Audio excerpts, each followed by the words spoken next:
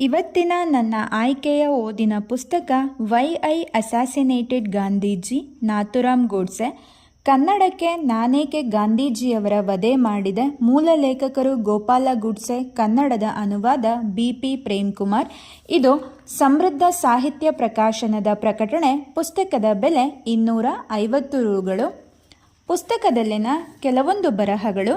ಅಧ್ಯಾಯ ಭಾಗ 2, ಗಾಂಧೀಜಿಯವರ ರಾಜಕೀಯದ ಮೇಲೆ ಕ್ಷಕಿರಣ.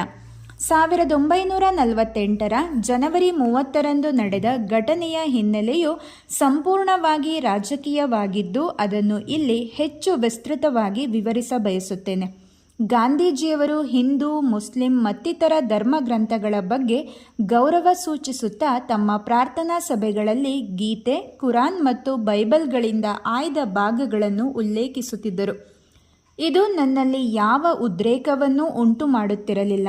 ವಿವಿಧ ಧರ್ಮಗಳ ತುಲನಾತ್ಮಕ ಅಧ್ಯಯನದಲ್ಲಿ ನನಗೆ ಯಾವ ಸಮಸ್ಯೆಯೂ ಇರಲಿಲ್ಲ.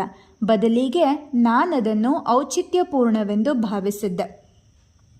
ಉತ್ತರದಲ್ಲಿ ವಾಯವ್ಯ ಸರಹದ್ದು, ದಕ್ಷಿಣದಲ್ಲಿ ಕನ್ಯಾಕುಮಾರಿ ಹಾಗೂ ಕರಾಚಿಯಿಂದ ಅಸ್ಸಾಂವರೆಗಿನ ವಿಭಜನೆಗೆ ಮುಂಚಿನ ಭೂಭಾಗವನ್ನು ನಾನು ಸದಾ ನನ್ನ ಮಾತೃಭೂಮಿ ಎಂದು ಪರಿಗಣಿಸಿದ್ದೇನೆ. ಈ ವಿಶಾಲ ಭೂಖಂಡದಲ್ಲಿ ವಿವಿಧ ಧರ್ಮ ಮತಗಳ ಜನರು ವಾಸಿಸುತ್ತಿದ್ದು ಅವರಿಗೆಲ್ಲ ತಮ್ಮ ತಮ್ಮ ಧಾರ್ಮಿಕ ನಂಬಿಕೆ ಮತ್ತು ಉದ್ದೇಶಗಳನ್ನು ಸ್ವತಂತ್ರವಾಗಿ ಪಾಲಿಸುವ ಹಕ್ಕಿದೆ ಎಂಬುದು ನನ್ನ ಅಭಿಮತವಾಗಿದೆ. ಇದರಲ್ಲಿ ಹಿಂದೂಗಳು ಬಹುಸಂಖ್ಯಾತರಾಗಿದ್ದು ಅವರಿಗೆ ಭಾರತ ಭೂಮಿಯನ್ನು ಹೊರತುಪಡಿಸಿದರೆ ತಮ್ಮದೆಂದು ಹೇಳಿಕೊಳ್ಳಬಹುದಾದ ಬೇರೊಂದು ದೇಶವಿಲ್ಲ. ಹೀಗೆ ಅವರಿಗೆ ಹಿಂದೂಸ್ತಾನವು ಕೇವಲ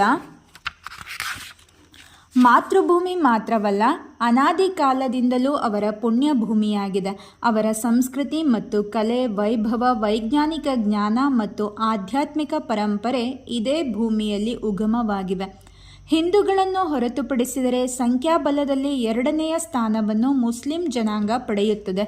ಅವರು 10ನೇ ಶತಮಾನದಿಂದ ವ್ಯವಸ್ಥಿತವಾಗಿ ನಮ್ಮ ದೇಶದ ಮೇಲೆ ಆಕ್ರಮಣ ನಡೆಸುವ ಮೂಲಕ ಕ್ರಮೇಣ ದೇಶದ ಬಹುಭಾಗದ ಮೇಲೆ ತಮ್ಮ ಆಧಿಪತ್ಯವನ್ನು ಸ್ಥಾಪಿಸುವಲ್ಲಿ ಯಶಸ್ವಿಯಾದರು. ಬ್ರಿಟಿಷರು ಭಾರತದಲ್ಲಿ ಪಾದಾರ್ಪಣ ಮಾಡುವ ಮೊದಲು ಮುಸಲ್ಮಾನರು ತಮ್ಮ ಶತಮಾನಗಳ ಅನುಭವದಿಂದ ತಾವು ಈ ದೇಶದ ದೊರೆಗಳಾಗಿ ಸದಾಕಾಲವೂ ಬದುಕಲಾಗುವುದಿಲ್ಲ ಎಂಬುದನ್ನು ಮನಗೊಂಡರೆ ಹಿಂದೂಗಳು ಮುಸ್ಲಿಮರನ್ನು ದೇಶದಿಂದ ಹೊರಗಟ್ಟಲಾಗುವುದಿಲ್ಲ ಎಂದು ಕಂಡುಕೊಂಡಿದ್ದಾರೆ. ಮರಾಠ ಸಾಮ್ರಾಜ್ಯದ ಏರು, ರಜಪೂತರ ಹೋರಾಟ, ಸಿಖ್ಖರ ವಿರೋಧದಿಂದ ದಿಕ್ಕೆಟ್ಟ ಮುಸಲ್ಮಾನರ ಹಿಡಿತದಿಂದ ಕ್ರಮೇಣವಾಗಿ ಕಳಚಿಕೊಂಡ ಹಿಂದೂ